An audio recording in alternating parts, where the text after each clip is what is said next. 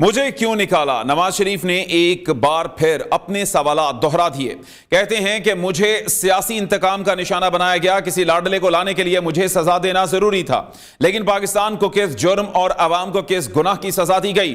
6 سال سوچتا رہا مجھے سزا دینے والوں نے پاکستان کو کس چیز کی سزا دی؟ میں طویل عرصہ جیل میں رہا، سسیلین مافیا اور گاڈ فادر کی گالیاں دی گئیں، جے آئی ٹی کی نگرانی کے لیے 3 رکنی بینچ بنایا گیا، نیب کو 3 ریفرنسز دائر کرنے کا کہا گیا، مطلوبہ نتائج حاصل کرنے کے لیے سینئر ججوں کو گھر جا کر دھمکیاں دی گئیں۔ اس شرمناک کھیل کے سارے کردار بے نقاب ہو چکے ہیں۔ اللہ نے مجھے جھوٹے اور بے بنیاد مقدمات سے سرخرو کیا، بولے کہ ہم نے آئی ایم ایف سے چھٹکارا حاصل کیا، لیکن پھر ملک کو آئی ایم ایف کے پاس دھکیل دیا گیا۔